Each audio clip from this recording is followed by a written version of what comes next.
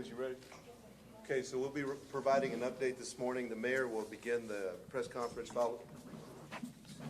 We'll begin the press conference this morning. The mayor will begin, followed by our police chief, then the FBI, the district attorney's office, and then the U.S. attorney's office. We're working and coordinating with all local and state and federal officials, and so the mayor will give us the beginnings of the updates on this press conference. Thank you all for coming. Chief Allen, I'm going to turn it over to Chief Allen for all the specifics. The outpouring of support we've had from across this nation and across this world has been phenomenal. El Paso is a resilient city. This will not define us, and we will move ahead. Let me turn it over to Chief Allen. Thank you, Mayor. Basically, the facts of yesterday that were reported are still in place. Nothing's really changed. We're beginning to remove the bodies from the scene so that the scene can be alleviated and turned over to the public again. Later today, we'll be releasing the mug shot of the individual that's been arrested here. And with that, basically, if you have any questions, we'll provide that information to you after everyone here speaks in turn, all right? Okay. Thank you. Good morning, Emerson Bowie. To date, the FBI continues to look at a number of different potential crimes to be charged. We have initiated our domestic terrorism hate crimes fusion cell. That fusion cell is comprised of agents, intelligence analysts from the field office, as well as other places in the United States, and at our headquarters level, experts from our criminal investigation division, as well as our counterterrorism division, who look at all the various pieces of evidence, and they correlate that information to ensure that we're sharing properly and we can pursue a criminal investigation, i.e. potentially civil rights hate crime, along with any potential domestic terrorism charges that might be possible as well, and ensure that both cases can run parallel. We also, I would just like to remind everyone that anyone that has information regarding this incident can go to our website that we have posted, http://www.fbi.gov El Paso shooting.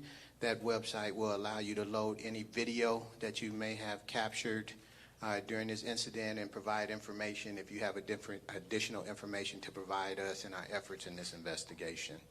We have completed 3 search warrants outside of this jurisdiction, and we continue to look at all other avenues and investigative leads as they are coming in. I'm Jaime Esparza. I'm the district attorney. It's a very difficult time for our community. It's really with a heavy heart that I talk to you, but we are in the process of working together with all law enforcement, especially the El Paso Police Department, the Texas Department of Public Safety, and the FBI. Also with the U.S. Attorney's Office. We will proceed with the investigation. I can tell you from the outset, the state charge is capital murder, and so he is eligible for the death penalty. We will seek the death penalty. The loss of life is so great. We certainly have never seen this in our community.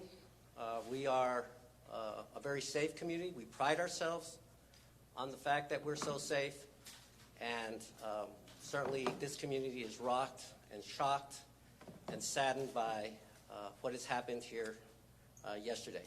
But we will proceed in an orderly fashion, and certainly we'll get ready for trial and the prosecution of this person. But if I left you with anything, it wouldn't be what we're going to do forward. I would ask you to think of the 20 lives that were lost. Those were persons in our community, and we will miss them. And all of the victims who either suffered physical or emotional impact from what happened. We are just not a community that really, this is not us. We are like the bright sunshine today. That is us. We are a really good and loving community. But we will hold him accountable. Thank you. My name is John Bash. I'm the United States Attorney for the Western District of Texas, which covers El Paso. My grandmother has lived here for 50 years. She's 91. Since it was a much smaller community, I don't think she's ever seen anything like this in this community. My mom grew up here. My dad went to college here. I lived here when I was very young. It's been devastating for the community. I've been unbelievably impressed by our first responders, by the DA's office, by our police, FBI, in the work they've conducted. We had a very long night last night working this case. I've been in close consultation with Attorney General Barr. We are conducting a methodical investigation with our partners, a careful investigation, but with a view towards bringing federal hate crimes charges under 18 U.S.C. 249 and federal firearms charges, which carry a penalty of death. We are seriously considering those charges. We're going to conduct a methodical and careful investigation with a view towards those charges. We are also treating this as a domestic terrorist case. There's a statutory definition of domestic terrorism at 18 U.S.C. 2331. This meets it. It appears to be designed to intimidate a civilian population, to say the least. We are treating it as a domestic terrorism case, and we're going to do what we do to terrorists in this country, which is deliver swift and certain justice. With that, I think we'll turn it over for questions. So I failed to recognize everyone in the room. The commander with the Department of Public Safety, and my name is Tommy Gonzalez, city manager. I'd like to send a message to the families, and that is that our first responders are working diligently to unify the families and get the bodies back to them as quickly as possible. We're expending all resources in order to make that happen. We'll open it up for questions now. Can I ask you, yesterday there was some hesitation to absolutely positively say you believe it's a hate crime. Are you closer to that now, or can you now say that you are virtually certain this is a hate crime? Basically, from the manifesto that we first saw, we have to attribute that manifesto directly to him based on that information in that manifesto. That's where that came from. And so we're going down that road. It's beginning to look more solidly like that is the case. And a follow-up question, if I could, sir, to any of you. We spoke to some people who were quite distressed last night. They've not heard from family members who were there. Is that being resolved right now? I know you feel a heavy heart for them too, but what is their situation? We've got a reunification center that's turned into a grieving center over in the central area where the event took place pretty much. And as a matter of fact on that, I'd like to ask the media to be respectful of the families right now. We've been getting complaints that the media have been overburdening them with questions when actually they're more concerned about finding out about their loved ones. So we ask you respectfully to abide by their wishes. But with that being said, we're looking at all responders and everyone who's been on the ground participating in this event. We're providing them references to alleviate their suffering. Chief, let me ask you, has the suspect been cooperative? Yes, he has. You used the term horrific yesterday to describe the scene. There's not words you can place to say something like that. You know, you have to see it for yourself. When I first got into this job, I never knew there was an odor to blood, but there is. And until you firsthand see that, my description of it as far as horrific will be unserving as far as what that scene looks like. So I can't tell you what that means other than for the normal individual that doesn't have to deal with that on a day-to-day basis, it will leave an impression that you will never forget. I'll just leave it at that. The U.S. Attorney's like this, asked the question, being cooperative. What has he told you so far? Well, I can't get into the details of that. Again, we have to be respectful of the fact that this person still has his rights. And even though he's cooperating, we still have to keep that in play to make sure the investigation goes forward successfully. Chief Morgan Chesky, NBC News. You said that I'm sorry, sir. You said that the suspect purchased the firearm legally. Do we know where this rifle was purchased? Not at this time. I'm sure we'll find that out later with the help of our federal authorities. But right now, those are particulars about the investigation that I think that we need to maintain within our purview. I'm sorry? Is he what? Was he allowed to open carry that weapon? That's allowable in the state of Texas, yes. So up until the point he opened fire, he was not committing any kind of crime? Technically. Of course, a normal individual seeing that type of weapon might be alarmed, but technically it was in the realm of the law. Chief, you say cooperative. I'm sorry? Clarification there. The surrender yesterday, you described briefly. Can you give us more details about where that was, how they found it, and how that interaction took place? Well, approaching or responding officers, I believe the Texas Department of Public Safety was involved in that particular arrest. When he saw the officers approaching the scene where he was at, he basically surrendered, and that was over on the farther west side from the shooting site. Was he in a vehicle? I believe he was. I can't confirm that as a matter of fact, but that's where I believe he was. Question for the gentleman with the FBI. Of those 3 search warrants that were outside of this jurisdiction, can you tell us specifically where those are? They occurred in the Dallas area where the individual in question is from.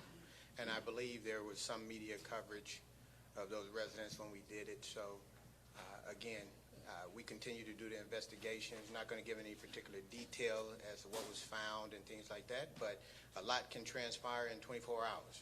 And as we continue the investigation to gather information. And when you say cooperative, can I just get some clarification? I know you can't give us specifics. Is it substantively cooperative? I mean, someone would just say yes, say no, that's my name. Is there substance to the cooperation? Without giving details, I understand it's a tricky area. Yes, he was forthcoming with information. He basically didn't hold anything back. Particular questions were asked, and he responded in the way it needed to be answered. A lot of people have said regarding the domestic terrorism, people in the public have said, that's what they thought it was from the moment they first heard about it. But can you walk us through the process of understanding how it becomes a legal definition and why there is a process that takes time before you declare it that? Well, there's a statutory definition of domestic terrorism under federal law. Can you all hear me? There's a statutory definition of domestic terrorism under federal law. I think I mentioned earlier 18 U.S.C. 2331, and that definition matters for a variety of purposes. It has factors. I won't go through all of them, but the key factor here is it appears to be an intent to coerce or intimidate a civilian population. That's met here. The attack, from what we know in the public record, certainly appears to be intended to intimidate or coerce a civilian population. So we're treating it as a domestic terrorism case, as the FBI special agent in charge said they have activated the domestic terrorist fusion cell at the FBI, and so we're going to treat it that way going forward. Sí. ¿Podría hablar sobre los cargos, lo que están investigando? ¿Respuesta en español, por favor, fiscal Paso? Los cargos en este incidente son homicidio capital, y nosotros en la oficina vamos a pedir por el pena de muerte. Es un incidente tan horrible que pues en esta comunidad no estamos acostumbrados a tener algo así en El Paso. Y yo también, como el jefe del policía, yo fui al Walmart, yo vi todo lo que pasó. Y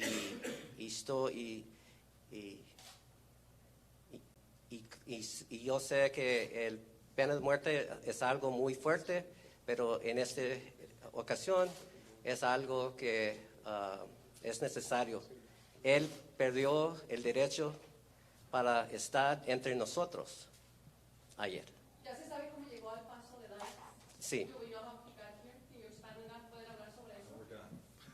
We're going to close out the press conference, and I'd just like to say that we want to thank everyone who's reached out to the City of El Paso, and also want to send our condolences to Dayton, Ohio, and for what they're grieving as well. Again, the first responders, we cannot say enough with the way they responded and the way they handled this. Thank you. And if you could, media, if you could make sure you get as much information to those loved ones that have been impacted. Thank you. Next briefing, City Mayor. Thank you all. City Manager. Hello. Sí, cómo no. Los en México están desesperados por saber algunos desaparecidos que no saben de sus gentes. ¿Tenemos alguna lista de los mexicanos muertos? Sí, podemos hablar con usted en la próxima. Thank you all.